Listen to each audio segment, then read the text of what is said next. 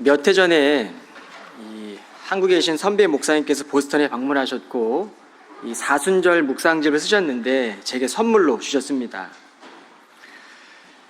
책 첫 페이지에 잠언 6장 말씀을 써주셨는데 내 눈으로 잠들게 하지 말며 내 눈꺼풀로 졸지 않게 하라는 구절이었습니다.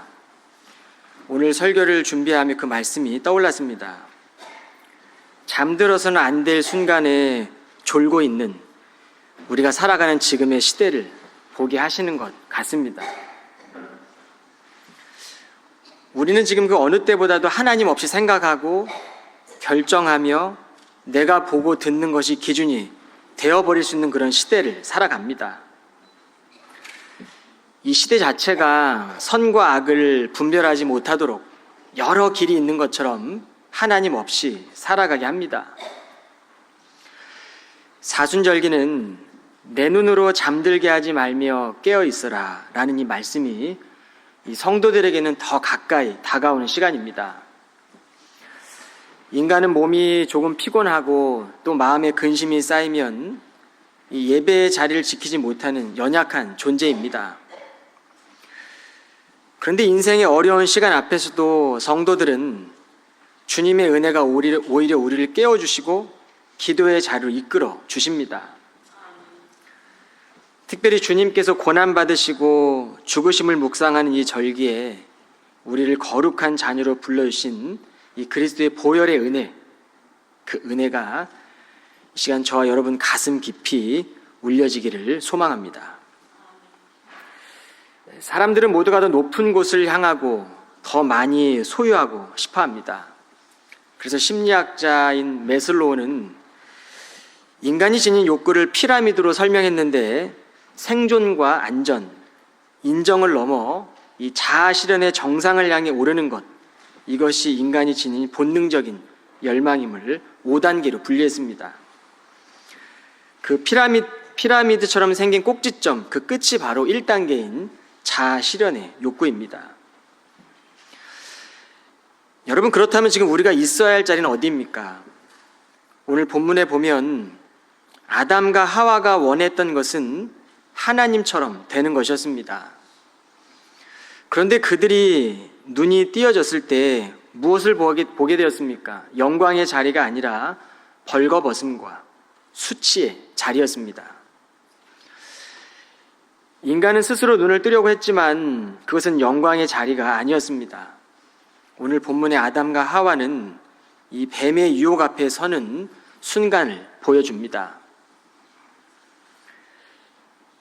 여러분이 아담과 하와가 뱀의 유혹 앞에 있는 이 말씀을 우리가 묵상할 때 먼 나라의 이야기가 아니라 우리의 이야기, 내가 지금 선악 앞에 서 있다고 생각하며 이 말씀을 묵상해야 합니다. 뱀은 하나님이 너희에게 동산에 있는 모든 나무의 열매를 먹지 말라고 하셨다며 라고 이렇게 유혹합니다. 관계를 흔들고 의심하게 하는 질문이었습니다. 또 그 다음 구절 보시면 너희가 그걸 먹으면 그날로 너희 눈이 밝아져서 하나님처럼 될 거야. 그래서 선과 악을 알게 될 거야. 하나님은 그걸 아시고 너희더러 그 열매를 먹지 말라고 하신 거야. 죄는 이렇듯 거짓으로 하나님의 약속을 의심하게 하고 하나님 없이 판단하고 결정하게 합니다. 여러분이 사단이 유혹하는 말을 몇 번 읽다 보면 하나님께서 정말 거짓의 아버지처럼 보여지고 하나님이 하신 말씀이 정말 거짓말처럼 들려집니다. 인간의 욕망은 하나님의 길에서 벗어나 스스로의 삶의 주인이 되려는 방향으로 흘러갔습니다. 그리고 그 선택은 오늘날에도 여전히 우리 각자의 몫으로 남아 있습니다. 하나님은 에덴의 온갖 열매를 마음껏 누리라는 그 풍성한 은혜를 주셨습니다. 그러나 그 넘치는 은혜 안에 있으면서도 하나님을 신뢰하지 못하는 순간 우리의 시선은 다른 곳을 향하게 됩니다. 다윗은 왕궁 옥상에서 거닐다가 한 여인이 목욕하는 것을 보았습니다. 사무엘하 11장 2절 말씀 보시면 저녁 때 다윗이 그의 침상에서 일어나 왕궁 옥상에서 거닐다가 그곳에서 보니 한 여인이 목욕을 하는데 심히 아름다워 보이는지라. 지금 다윗의 눈앞에 선악과가 지금 보여지고 있는 것입니다. 근데 그 선악과가 심히 아름다워 보이는지라. 하나님은 다윗을 선택하셨고 비전을 주셨는데 왕의 자리에서 자신의 권력을 의지하는 순간 보아서는 안 될 것이 아름답게 보이게 된 것입니다. 죄는 의로운 것처럼 또 열심인 것처럼 옳은 것처럼 다가옵니다. 그러나 하나님의 사랑이 없는 열심은 스스로를 하나님의 자리에 서게 합니다. 다윗은 자신의 죄를 숨기기 위해 나라와 자신을 위해 충성스러웠던 부하를 죽게 했습니다. 죄는 더 큰 죄를 부르고 주변 사람들까지 쓰러뜨렸습니다. 그로부터 1년이 지나 나단 선지자가 찾아왔습니다. 그리고 한 이야기를 들려줍니다. 한 부자에게 양과 소가 많이 있는데 한 가난한 자에게는 작은 암양 새끼 하나뿐이었습니다. 부자가 손님을 대접하며 자기 양을 아끼고 가난한 자의 어린 양을 빼앗아 잡았습니다. 이 이야기를 하는 순간 다윗은 나단의 이야기를 듣고 분노했습니다. 그 사람은 죽어 마땅하다. 그런데 그 사람이 바로 다윗 자신이었습니다. 하나님의 말씀 앞에 서는 순간 다윗은 자신이 누구였는지를 보게 된 것입니다. 우리도 그렇습니다. 누군가의 삶을 보고 들을 때는 잘 보이지만 그것이 나의 이야기가 되는 순간 정확하게 보이지가 않습니다. 내가 아는 나의 모습과 실제 나의 삶의 모습이 다르기 때문입니다. 어쩌면 우리는 나에게 있는 그 모습을 보는 것이 두려운 것일지도 모르겠습니다. 다윗도 그랬습니다. 말씀이 임할 때 다윗은 자신의 실체를 분명하게 보게 된 것입니다. 여러분, 우리가 주일날 예배에 나오는 것은 하나님의 말씀을 듣기 위함이고 그 말씀을 듣고 깨닫기 위함이고 하나님 이 시간 우리의 눈을 열어달라고 기도하고 그 마음으로 우리가 하나님 말씀 앞에 서는 것입니다. 은혜에 붙들리는 것은 내가 높은 곳으로 올라가서 얻어내는 것이 아니라 우리가 있는 자리로 찾아오시는 이 살아계신 하나님을 보는 것입니다. 영적인 눈이 열려지는 것이죠. 아담과 하와는 이 벌거벗은 자신의 몸을 가리기 위해 무화과 잎을 엮어 치마처럼 몸을 둘렀습니다. 우리의 신앙생활에서도 마음은 전혀 그렇지 않은데 이 살아냄의 자리에서 항상 실패하는 것 같은 날이 있습니다. 열심을 다하는데 내가 맞다고 여겨지지 않으면 그 열심도 브레이크가 걸립니다. 나의 실수와 실패는 보이고 싶지 않아 무화과 잎으로 가리려고 합니다. 바로 이 지점입니다. 모두가 올라가려고 할 때 하나님이 내려오셨습니다. 숨고 싶고 가리고 싶었던 그 자리로 하나님은 찾아오셨습니다. 스스로 올라가서 성취해야 하는 자리가 아니라 우리가 만나주시는 그 은혜의 자리로 주님께서 우리를 초대하고 계십니다. 자아 실현의 1단계에서 우리는 우리의 삶의 목적과 방향이 변질될 수 있는 그런 연약한 존재들입니다. 그런데 1단계보다 더 높은 0단계는 하나님이 바라보이고 하나님 말씀에 의해서 우리가 은혜로 붙들리는 지점입니다. 이것이 성도의 정체성입니다. 십자가 앞으로 나오는 것은 가리워졌던 나의 죄를 그 실체를 다시 바라보게 되고 주님께서 우리의 그 죄를 다 덮어주시는 그 은혜의 자리로 우리가 서게 되는 것입니다. 내가 스스로 다 해결하고 나서 서는 자리가 아니라 부족한 모습 그대로 설 때 하나님이 덮어주시는 자리입니다. 아버지를 떠난 둘째 아들은 철저하게 자신의 힘으로 살아가려고 했습니다. 그리고 그에게는 아버지는 이미 죽었습니다. 당신이 죽은 후에 내게 주실 상속, 그 유산을 미리 땡겨주십시오. 그 말은 당신 아버지, 내 아버지는 이미 죽었습니다. 나에게. 그러고 떠났습니다. 아버지 없이 살아갈 둘째 아들의 모습을 우리는 보게 됩니다. 철저하게 자신의 힘으로 살아갔던 이 둘째 아들은 허랑방탕한 삶을 살고 돼지 지엄열매를 먹는 그 밑바닥까지 내려가고 난 후에 자신의 실존적인 모습을 깨닫고 내 아버지 집에는 모든 것이 풍족했는데 라고 깨닫게 됩니다. 그리고 아버지의 집으로 다시 돌아옵니다. 둘째 아들은 아들의 자격이 아니라 종의 자격으로 돌아왔지만 아버지에게는 여전히 아들이었습니다. 아버지는 그 아들이 돌아올 때 멀리서 돌아오는 그 모습을 보고 불쌍한 마음이 들어 얼른 달려가 아들의 목을 껴안고 입을 맞추어 주었습니다.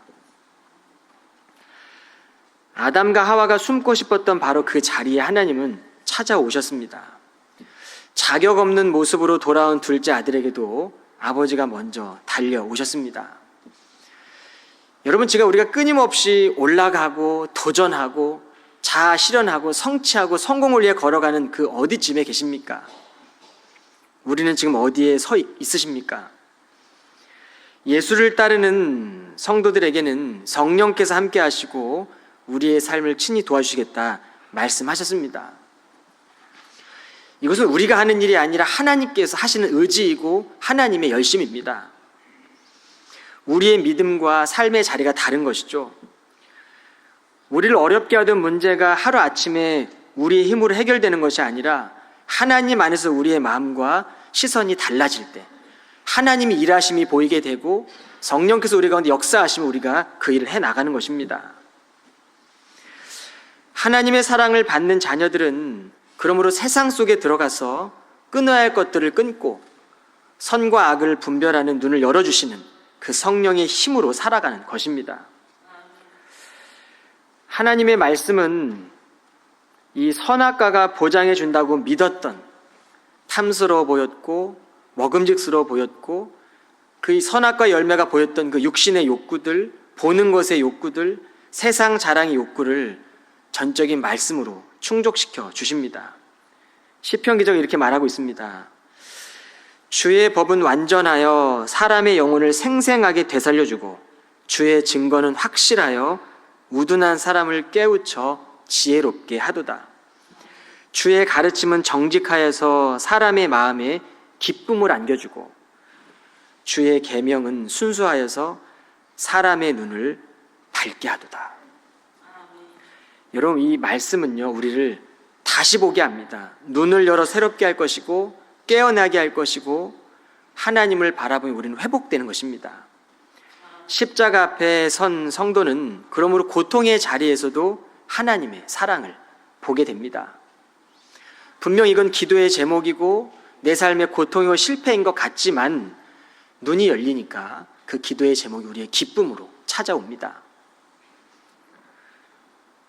누군가의 기도 제목을 우리가 부탁을 받을 때에도 그를 위해 기도해 줄 때에도 그것이 우리에게는 기쁨인 것입니다. 이것이 교회의 모습입니다. 선물을 받은 책 속에 쓰여져 있던 말씀은 제 마음에서 그냥 스쳐 지나쳐 갔지만 본문의 말씀을 묵상하며 그 구절이 다시 기억난 것은 말씀이 달라져서가 아니라 제가 서 있는 자리에서 마음이 달라졌기 때문입니다.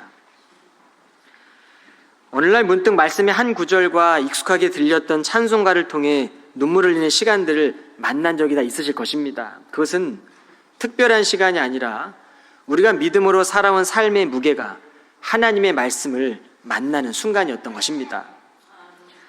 말씀이 우리의 눈을 열어주는 순간, 이것이 바로 은혜의 지점입니다. 우리가 살아가는 시대는 같은 현실 속에서 다른 곳을 바라봅니다. 세상 사람들은 인생의 문제를 바라볼 때 자신의 힘으로 이겨나가려고 그러고 또 자신의 능력으로 해결하려고 합니다. 그런데 성도들은 먼저 기도의 제목으로 삼습니다. 여러분이 기도의 제목이 없다면 성도는 어떻게 우리가 온전한 삶을 살아갈 수 있을까요? 기도의 제목은 하나님이 성도들에게 허락하시는 선물입니다.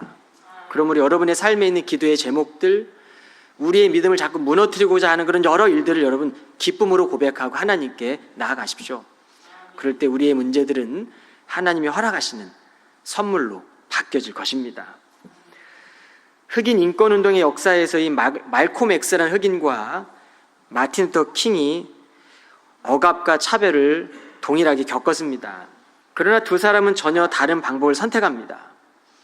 말콤 X는 구조적인 억압을 증오하며 억압한 자들을 보았고 그리고 폭력으로 해결하려고 했지만 마틴 루터 킹 목사는 억압하는 사람들 안에서도 이웃을 사랑하라는 복음 위에 사랑으로 정체성을 외치며 비폭력, 비저항으로 우리가 외쳤던 것을 알 수가 있습니다. 이것이 바로 미국의 역사입니다. 두 사람은 같은 고통을 겪었지만 전혀 다른 자리에 섰습니다.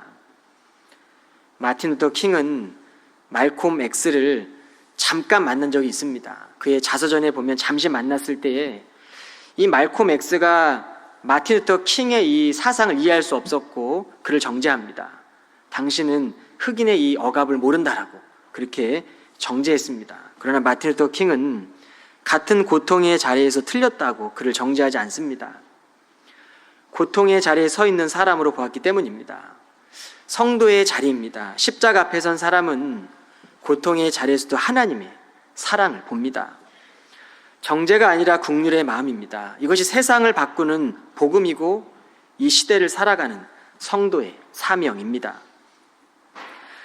우리 삶에서 매번 같은 자리에서 쓰러지는 나에게 또 더 이상 기대할 것 없는 것 같고 감격스럽지 않은 익숙한 우리의 삶의 자리에 또 외로움 속에 씨름하고 있는 우리의 이 인생의 지점에 하나님은 끊임없이 찾아오십니다. 그 은혜의 자리에서 나의 시선으로만 바라보려고 했던 것들을 내려놓고 하나님의 시선으로 우리의 문제들을 바라보시길 바랍니다. 우리는 하나님의 자녀가 되기 위해 더 애쓰고 더 많이 보고 더 판단하고 더 지키려고 나아가는 존재가 아닙니다. 우리는 이미 하나님의 자녀가 되었습니다. 그런데 우리는 살아가다 보니까 그 사실을 종종 잊어버릴 뿐입니다. 하나님의 사랑 앞에 서면 비로소 하나님의 사랑하시는 그 옆에 지체들이 하나님의 작품들로 보입니다. 저마다 다른 사람을 또 다른 삶을 살아왔지만 그리고 우리는 모두가 다 여전히 다른 모습으로 살아가지만 우리가 함께 바라보는 십자가는 달라지지가 않습니다. 단단한 사람도 무뚝뚝한 사람도 논리적인 사람도 냉정한 사람도 순하고 착한 사람도 죄 아래에서 무너지게 되는 순간들이 다 있습니다. 하나님은 아담에게 왜 그랬는지 물으신 것이 아니라 내가 어디에 있느냐라고 물으셨습니다. 인간이 해결할 수 없었던 그 자리에서 하나님은 우리를 이끌어 주시고 자녀됨의 이 은혜를 기억하고 누리게 하시는 것입니다. 이것이 바로 십자가의 사랑이고 십자가의 사람입니다. 하나님의 말씀을 이 삶의 중심에 두고 살아가야 합니다. 선과 악을 알게 하는 나무 앞에서 그 앞에 서서 우리가 분별할 수 있다는 자신의 힘을 의지하는 것이 아니라 말씀의 능력을 삶의 가장 높은 가치로 둘 때 비로소 우리는 인간다운 삶을 살게 됩니다. 그러므로 1년 중에 찾아온 이 40일이라는 이 짧은 시간의 사순절은 하나님 앞에 조용히 서는 시간입니다. 하나님 앞에 서서 그 자리에 머무르는 시간입니다. 그럴 때 우리는 하나님이 우리 안에 함께 계시는구나. 하나님이 내 삶을 돕고 계시는구나. 지금만이 아니라 영원토록 우리와 함께 하시는 것이라는 사실을 우리가 깨닫고 부활의 기쁨의 자리로 나아가고 준비하는 시간이 될 것입니다. 여러분, 우리는 사순절 시간들을 보내고 있습니다. 여러분 각자의 자리에서라도 십자가를 바라보시며 부활의 기쁨을 준비하는 믿음의 교우들이 다 되시기를 주님의 이름으로 축원합니다. 기도하겠습니다. 언제나 우리의 곁으로 찾아오신 하나님, 이 시간 무화과 잎으로 가리려고 했던 죄된 모습을 주님 앞에 내려놓습니다. 우리가 다 해결하고 나서가 아니라 부족한 모습 그대로 십자가 앞에 섭니다. 말씀으로 우리의 눈을 열어주십시오. 우리의 시선이 아닌 하나님의 시선으로 살아가길 원합니다. 내 곁에 허락하신 지체들을 하나님의 시선으로 바라보게 하시고 사순절 기간에 주님 앞에 조용히 머무르는 은혜 또한 우리에게 허락하여 주옵소서. 예수 그리스도의 이름으로 기도하옵나이다. 아멘.